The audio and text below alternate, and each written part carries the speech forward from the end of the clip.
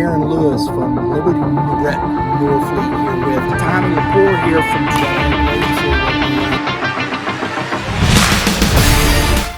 Hello, everyone. Welcome inside the Red Earth Production Studios for another edition of YBMcast, powered by Game 7 Baseball, Game7Baseball.com. Dave and Dave setting up for the fall. Got, I think it's 8 tournaments, somewhere in there, on the docket. Big one coming up on the first weekend in October down in Branson. Looking forward. We're going to work to try to get down there, get some filming done, hopefully do some video and some interviews, what's going on down. I think it's a great venue down there. Ballparks of America there under that new ownership are really doing a good job keeping that park. I know Game 7 is gotten some quite a few more tournaments down there. It's a great venue, so make sure you're signing up for a great fall ball. It's a great time, as we talked about. Kevin will tell you. We didn't quite get Coach on our side last time to let the kids do the lineups themselves, though, did we, Kevin? That's drawing the line for Coach Perkins. That was funny, man. I don't think so. So, Game7Baseball.com. Get yourself some good fall ball tournaments there. Kevin Mulder from Prep Baseball Report. Good morning, Kevin. How you doing, man? I'm great, sir. How about yourself? Very well, thank you. I want you to share, this is an event coming up. It's at Atkins Field. It's on, if you want to go check this out, prepbaseballreport.com.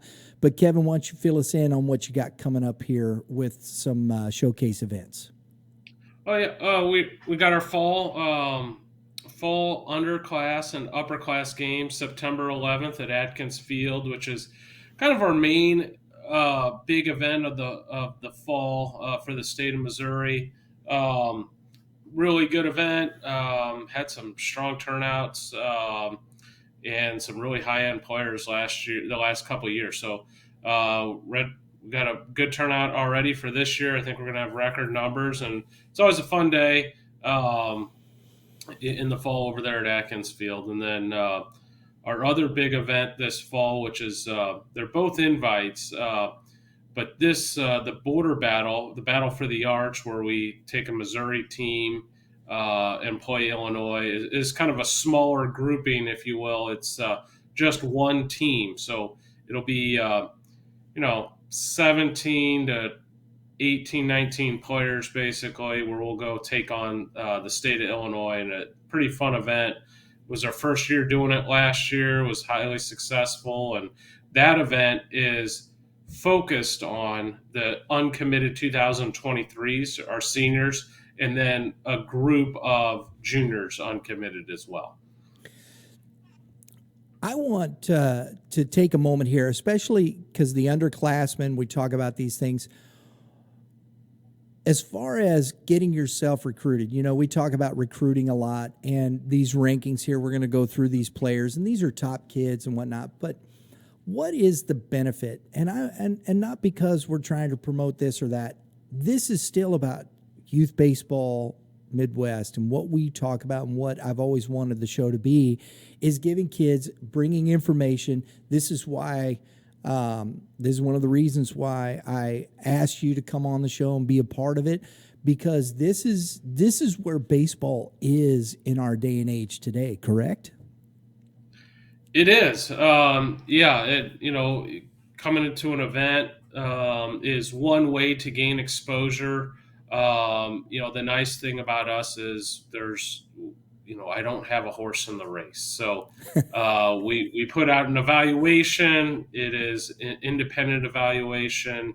It's all verified. A lot of it's, done by text. So, our lasers say that you run a 7-1, then coaches know it's a real 7-1. Our TrackMan velocities, whether that be pitching or exit velo or some of the blast motion data, or now we're doing athletic testing with jump mats. And so it's just a way to verify numbers, have your profile available to coaches at a couple clicks of a mouse. And And it's also a great way to compete. And, a lot of these events are fun, and, you get to see where you stack up against other kids in the state. And, the great thing about doing an event in the fall is you can kind of get your numbers set, and then you go through a whole winter of training, and you can kind of see where things are, and, you know, what you need to do to improve. And you go back and check in February, right before high school season. You can kind of see the gains you've made. So it kind of gives you a set of goals to achieve. This brings me to a thought process, Kevin. When we've talked about this before, I've always thought, and I still believe, that much of the AA, as far as the youth side, I know they don't use that much on the high school side, and that's fine with me, actually, But you talk about a AA, AAA major, and a young man coming out of 14U baseball that's jumping into that high school scene. You've been playing AAA baseball, okay? So going to an event like this will actually show you where you sit within, okay, you've been playing AAA baseball, but all of a sudden, maybe some of my metrics don't match up to kids I saw playing in that. Where does that put me? And I maybe want to play at Mizzou. I want to play at Missouri State. We can all, and this is what I'm saying, this is baseball in our day and age. The coaches gotten, Coach Beezer at Mizzou? At Missouri, yes. They look at these metrics. It's a way for them to kind of gauge before they see the player. Is there some athleticism? Is there some ability to play at the Division I Power 5 level? Correct? Yeah. There's a baseline. Now, there's always exceptions to the rule, but yes, there is like a baseline of how hard a kid needs to throw, how fast he should run. His bat speed, things of that nature that are measurable that we put out, and gives you and the coaches an opportunity to kind of see where you fit in. And that, to me, is kind of where you've been in that AA, AAA major thought process in youth baseball, but it doesn't necessarily translate to the high school side, where all of a sudden can you compete with that guy over there? Athletically, mentally, and how are those things measured, and where do those things fit when you're going out and competing? And I think that is a transition that sometimes I don't know if these kids are prepared for. Maybe agreed or no? Yeah. No, definitely. And I find coming to an event kind of early in your career can be beneficial, because often the kids are a little bit nervous, and the more you do something, the more successful you generally are at it. And it can be a way to start gaining some exposure to the colleges, and also getting comfortable with the recruiting process if you're interested in playing college baseball. These events aren't for everyone. If you're not interested in pursuing college baseball, generally there's not much of a need to come to this event, unless you're just curious about finding out where your numbers are, I suppose. But generally, we're after the more serious player that's looking to move on to college baseball, and we're here to help that player. Yeah. And here's the other part of this. I will say this, and I think there's some reality to a certain part of these things. I think at the high end of high school baseball, I'm talking when you're talking about Class 6 schools, these big schools where, you may have been really good on your AAA team coming out of 14U, but now you're this diverse pool of 5 or 6 guys that have been playing your position. Where do you stack? And it's the same thing as you're looking at college baseball, where you're looking at a team where they've recruited X amount of guys, and you got 5 guys ahead of you as a catcher or a pitcher or a third baseman. They've recruited 4 other third basemen. It was interesting. I'm looking at this. We're getting ready to start our player spotlight, And I'm looking, Jack Holobowski, who's a tremendous player, coming off an injury, uh, going to Mizzou. There's a kid you have ranked ahead of him that's a third baseman that is going to Mizzou. I think that's a tremendous situation. That kind of is the example of those things right there, isn't it? Oh, 100%. Yeah. And, if you're the colleges, you know, one thing to keep in mind, um, they do recruit a lot of the same positions. So if you watch, we'll take Mizzou since they're the, Mizzou or Missouri State, whatever. They're going to sign more shortstops and center fielders than they do any other. No, of positional players, that is, um, because the best infielders in high school play shortstop typically, and then they will move. Just because you can play shortstop in high school doesn't mean you can play shortstop at the Division I level, even if you're a Division I player. So they might move you from short to second base or short to third base. Braxton Martinez, guy that has been with the Angels, was up to AAA. I went and watched him. I recruited him to St. Louis University. Braxton was playing shortstop at Francis Howell North, and as he should have been. He was clearly the best infielder on the team and on the field, for that matter. When he got to St. Louis University, though, we had no intentions of him ever playing shortstop, and Braxton knew that on the front end. Um, he was more suited for third base, and that's where he played at the Division I level. Well, same thing. He moves into pro ball, and Braxton had great success. Moved all the way up to AAA. They had him playing first base at the professional level. So that just kind of goes to show you like the progression there. That high school shortstop, Division I third baseman, professional first baseman. That's kind of how that can work. And I think these are some of the things that I like to bring to bear in this, especially when we start talking about rankings and things like this and players and whatnot.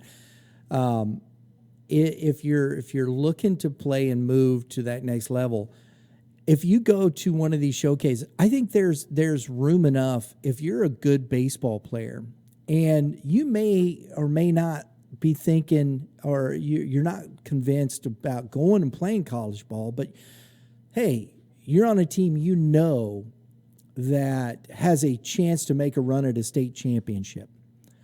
Wouldn't you want to know and be better and work hard and go? And if I can be a contributor on a state championship team, get a ring. How many few people own a high school state championship? Not many. And I think it was one of the most interesting things, and I'll tell this story because I think this goes to it. A gentleman I know, a friend of mine, he a bank manager. I walk into his office one day, we're talking about business and stuff, and I notice he's wearing a national championship ring. Now, mind you, this gentleman sitting across from me, I'm 6'1". He's a good 5'6". Okay. A little heavier set than me at this time. We're probably about the same age. As we're done talking, I said, man, I got to ask you, that's a national championship ring, is it not? And he smiles and kind of sheepishly says, well, yeah, it's NAIA. I said, NAIA? He goes, basketball. Yeah. He said, I was a 2-year starting guard at my NAIA college in our senior year. We won the national championship. I looked at him. I said, dude, I don't have one of those. I mean, I think we sell Pretty those. Cool. Yeah. Don't you think we sell that a little short sometimes, Kevin? Absolutely. Yes. You know what? And that's a great point. There's a gentleman that was wearing a national championship ring from many years before, and I'm sure he has great memories and friendships from that team, and it doesn't matter that it wasn't a NBA ring or a Division One NCAA tournament ring or NAI whatnot. Yeah, it does not matter the level. You remember things like that. Exactly. And those kids from Liberty North that won the Class 6 Missouri State title last year, that was big memories. And they'll remember that the rest of their lives. That's a moment that not many people, not very few athletes get to experience. And I think that to me is very important to remember when we're talking about these things. Yeah, a state championship, heck, even a district championship is special. Those are a big deal. Not many kids get to win a district championship, and so there's, those are things that are, you know, people work extremely hard to accomplish those, and those are things you hang on to and remember many years later. Yeah, because last year in the Class 5, we talked about Fort Zumwalt East. That was their first district title. Coach Hill had been chasing that for 15 years, and you're talking about that's their first one. And so, I mean, yeah, it's important. It really is. So, let's talk a little bit about this class. This 20. My job with these rankings, and they're all subjective. You could, you get 10 coaches or scouts, whatever, guys with baseball backgrounds. You're going to get 10 different variations of the rankings. But my job is to put the numbers with what actually, how they actually can play and blend the two together. So that's a challenging part of the job is, sometimes you do get kids that are high performers in high school, not necessarily sophomores, but you get the kid with the the 6-0 record with a really low 1.7 ERA, and goes undefeated for his high school team. That might not guarantee him being ranked in the top 50 of the state. If he throws 75 to 79 and has a nice little curveball he drops in for strikes and just does everything, competes really well and throws a boatload of strikes, etc. That doesn't mean he's going to be ranked high. And on the flip side, you could see guys with a bit higher ERA, maybe some command issues, but that kid might throw 93. That kid might be ranked higher than the kid with the 6-0 record. It is a very subjective thing, and it is a challenging part of the job that is not the fun part. I will say that. That's why we let you do it, man. Let's talk about some of these players, and I want to talk about some of because the 2024s just came out, and even the national rankings for those are up to date. Yes, that's all up to date. 2025s we're going to talk about next week more. Let's talk, and I want to talk about some of the kids that have made that we haven't talked about, that have just kind of put up there, and at the top of that was at the Future Games, Grant Hollister. He has really made a big, and he's up to number 5 in the state rankings. Blue Spring South kid. Talk a little bit about Grant. Grant's a heck of a player. He kind of combines the tools and feel for the game. He had a great Future Games for us a month ago. Hit an opposite field homer. Did really well, impressed. And obviously, Blue Spring South had a great season, advancing to the 6A Final Four, and he was a real big piece of it. Championship, they finished runner-up, and Grant is sitting on multiple big school offers, and I'm sure we'll land on a school sometime this fall. But Grant can really play third base, second base type guy. It's a really good feel for the barrel at the plate and can drive the ball with authority to all fields. And is a really, really strong player. As evidenced by, and when you see these numbers just right at the top there, that exit velo, is that his top end, or is that's not average?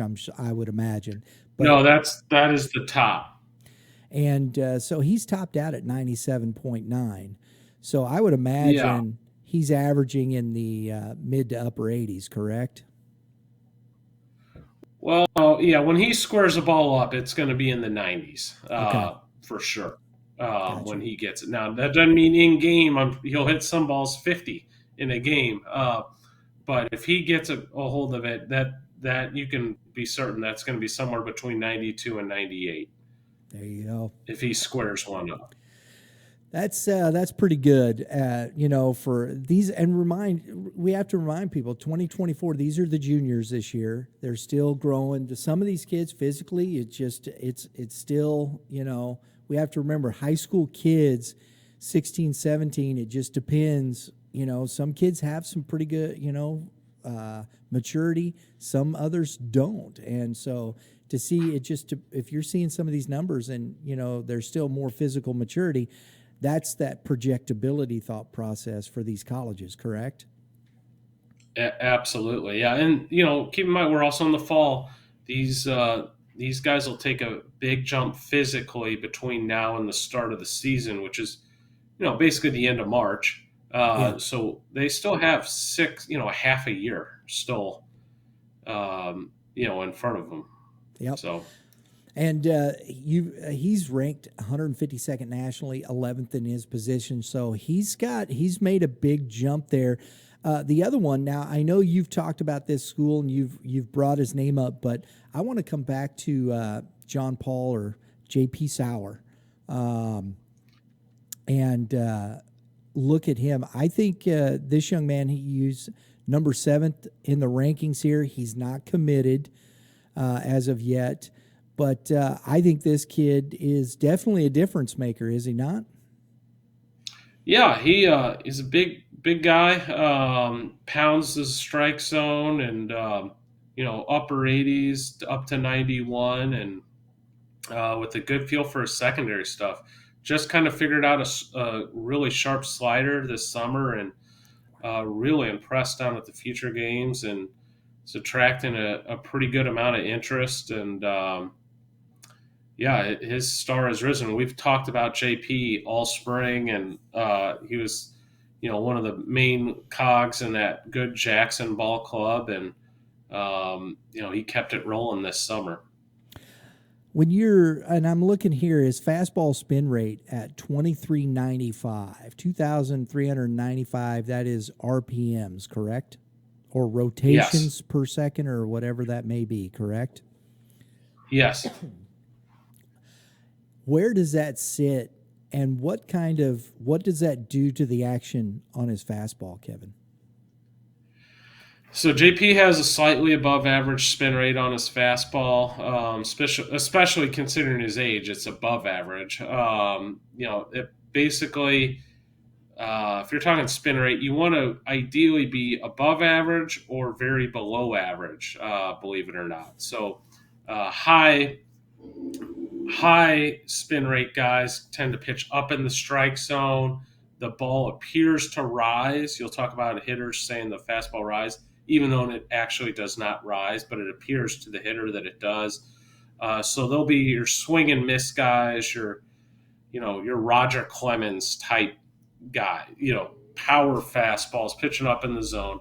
Your low spin rate guys are your sinker ball type guys, your Brandon Webbs, if you will, the guys that really sink the ball. They're going to get guys to swing over the top of the baseball or hit the ball directly into the ground. They're going to be ground ball type pitchers. Those type of guys want to pitch at the bottom of the strike zone. Gotcha. There we go. So that's Mr. Sauer there. I think that's, I'm looking forward to seeing Jackson a little bit this year and where that goes to. Next on the list is a name I don't know too many people are familiar with, other than maybe, I'm sure Mom is, but we're definitely not on this side of the state, probably on the other side of the state, and that's Kenton Unruh from Staley High School. Yeah, Kenton can really hit. Physical outfield bat from Staley, one of Coach Wilson's many talented players. Um, Kenton carries a big bat with him. He can hit. Had a great summer. Came down to the future games, did fairly well, and he is a D1 type bat. Exit velo at 99, outfield velo, throwing the baseball 88. That's a good strong arm, and runs a strong arm. And there you are. He's a fast guy. Ran a 6.77. So this is a very talented individual. Yes. Absolutely. I love that. Here's a young man. I love this kid. We're going to get Brady on Player Spotlight here real soon because I had such a good time talking to him at Maryville when we were out there. I think I said this to you before. If he was a player in the 70s, you'd have called him a free spirit. And that's Brady Piccarelli. Big, strong, good-looking athlete. Let's talk a little bit about him, Kevin. Yeah, you kind of nailed it. Brady's a physical, left-handed hitter that runs well above average for his size. So a big guy that can move. Left-handed bat, has a presence about him in the batter's box, and he's got the ability to drive the ball out of the yard. And he put on a pretty good show down at the future games, had some doubles, and he's attracting a pretty good amount of interest right now from some high-end, Division I colleges, and good kid, and was on the varsity this year at Eureka High School and had a nice season for them. Next on the board here to talk about another young man, big, strong kid again. You have him from Parkway South, and that's Brady Kellenbrink. Mainly looking left-handed pitcher, good stuff. Talk a little bit about Brady. Brady had a phenomenal future games, and attracted a lot of attention down there. Through a couple scoreless innings. Anytime we're talking about a left-handed pitcher that's 6'2" and put together like Brady is, that's going to get people excited. The coach is excited, and Brady's a mid to upper 80s arm, 85, 88 type thing, and there's room in there for a little bit more, I'd say. And had a really strong year at Parkway South last spring, and he's going to be one of many super talented arms we're going to have to keep an eye on in this class over the next couple of years. Very good. Last kid that kind of was on my radar that really and it you started talking about him. I read about him he was at the Future Games. Started reading about what he was doing there, and then boom, he pops up he moved up in the rankings, and you see him there is Xander Schmidt, kid from Lafayette, catcher. Just looking here, his pop times ranging from 186 to 194. That's pretty elite stuff there, I would imagine, yes? Yes. And now those are showcase pop times, so sometimes we get a little heat for that. Yes, that won't be as in-game, but that's what a showcase pop time looks like. No one had a better future games than Xander Schmidt. Literally, he won the MVP of the entire event. So of the very entire cool event? deal that Missouri. Yes, over all the other teams. There was one player that got it, and it was Xander Schmidt. Out of every player that came to the event, so very, very cool honor. Xander was out of his mind the whole time down there. He went 7 for 7. Hit 3 or 4 doubles, stole a couple bases, back picked a runner from behind the plate, catching, and had a great showing. And the other thing, talking about his skill set, because there it is, he's playing well in the game, so that's one thing, and that's most important. But you're talking about his throwing arm, which is strong. He's a unique catcher because he's also an elite runner. He runs a 6'6". Also has the ability to play some outfield, but he will, in my eyes, he's a catcher. But in college, especially, typically guys don't catch every single game, so the fact that he has some versatility is a good thing. So he can get a break from out from behind the plate occasionally. You can stick him in the outfield, no problem. But yeah, Xander has elite tools and did it on the biggest recruiting stage he possibly could have. That's amazing. I think that, when you start talking about a young man that wins an MVP like that, you really have to stand out. Yeah. I mean, Well, he was a standout among standouts, so I don't know what else to say other than that. That was incredible. It's the first time in the Future Games history that a player from Missouri has won the award, so it's a really big deal. Kudos to Xander. That's awesome. Big time. Kevin, do you so that was the kid names kind of that stuck out to me. Any other kids on this list as we're going down through the rankings that really kind of stand out to you? Yeah, one that's kind of new to the list, Tank Sims, left-handed hitting catcher from West Plains, came with us to the Future Games, showed really well. It's a kind of wiry, strong, 6'2", left-handed hitting catcher that has some real upside. That's one that it was an exciting guy that kind of got to see for the first time this summer.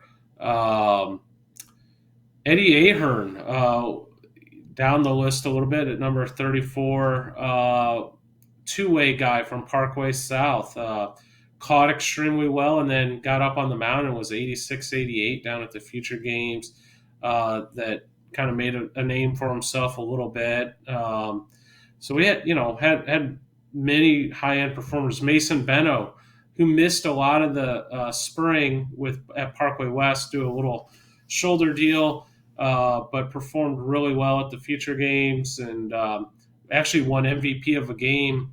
The winning team has the MVP of the game, and Mason won MVP of the game, game one when we beat Louisiana.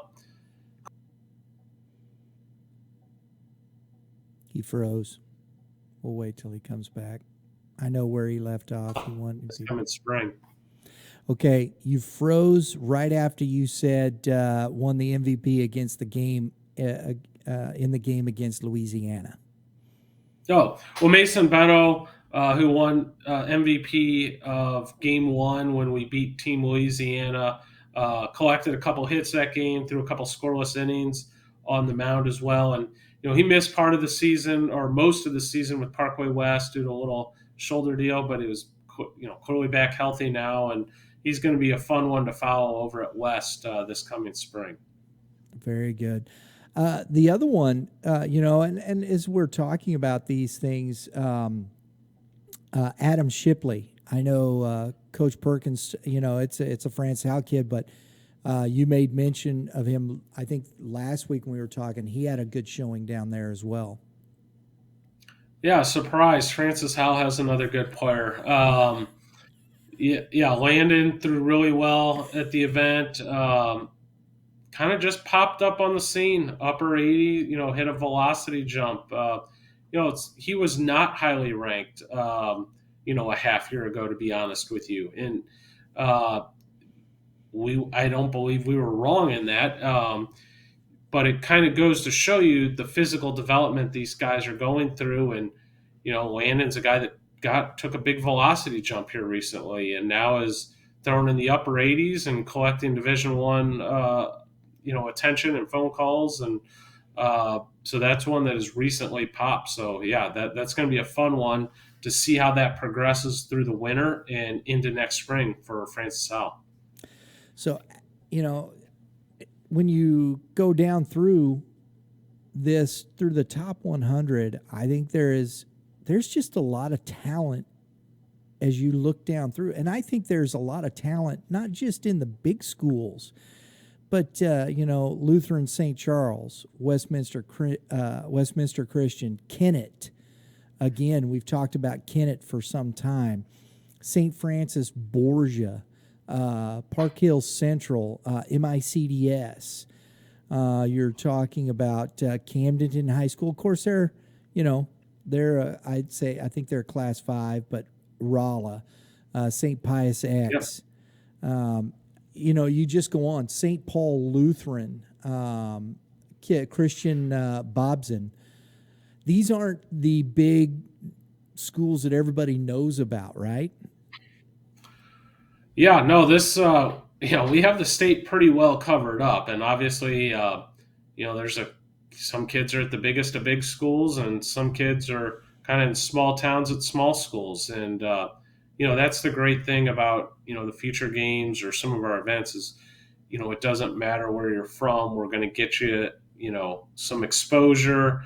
And, you look at some teams, why they're good.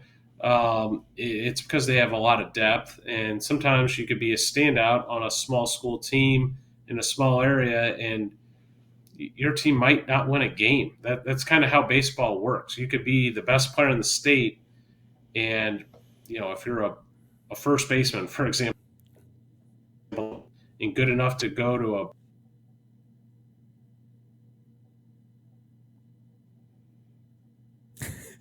baseball is the ultimate team sport, and you rely on others, and but these rankings are independent of that. And obviously, if a kid is talented enough, we're going to have him placed hopefully in the right spot.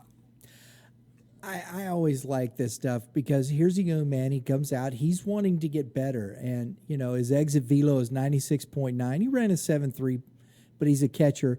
But from Cooter High School, I don't even know where Cooter is. Cooter is the last exit on the way down Highway 55 before you get to the state of Arkansas. There you go. It's in the boot heel.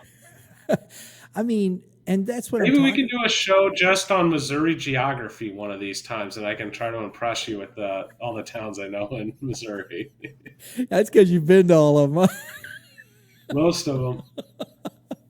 We should do that. We'll just we'll take it on the road, man. We'll stop into stop into the little restaurants and rate the food. Hey, there we go. That's an idea. Kevin, final thoughts on this, man? No, well, it's a extremely strong class in the 24 class. I think they've showed that, and obviously, you're seeing the college recognizing that with the amount of commitments that we have in that class. So, but there's going to be kids that we don't know well, or maybe don't even know, or are way down the list. They're going to turn into star players. That happens every year. The kid goes through the winter. They might hit a growth spurt. They might get serious about baseball. There's a variety of reasons why it happens. And so that's always fun. You don't know who it's going to be. And, this list doesn't mean that, you're not going to end up being a good baseball player or a draft pick or a superstar in the big leagues one day. It's just kind of where things sit today. And, it's always fun to watch those guys kind of shoot their stars ascend. And we're going to get an opportunity again, folks. September 11th, we're going to do some live stream. We're going to watch some baseball. We're going to see some of these kids that are coming out to the underclassmen, the upperclassmen, those games and whatnot. We'll probably see some of these kids in this situation. It's Battle of the Arch, correct? Yes. Battle of the Arch on September 27th. That's a Tuesday. We'll live stream that. We'll hope we're going to get it's kind of cross river rivalries. These are all uncommitted players, so you're getting a chance to watch some of these kids play baseball. It's a lot of fun. Enjoy watching these games here. So make sure you tune in. As always, Kevin Mulder, thanks for dropping the knowledge, man. Absolutely. This one was fun. Yes. So if you want to follow Kevin Mulder, it's been up on the screen. You can follow him. Those, what do they call those, Justin? At signs, tags, there it is. Gosh. Sucking that gray hair, man. It's killing me. The tags there, you can follow Kevin on Instagram and on Twitter at both of those tags, PBR Missouri and PBR Mulder. So make sure you do that. A lot of great stuff there. You can keep up to date on what's going on around the state. Everybody, have a great day in the Lord. All you pitchers, keep throwing strikes, and you hitters, Kevin, I'm going to give that one to you, man. Hit them where they ain't. It's good advice, always. We'll see y'all next time.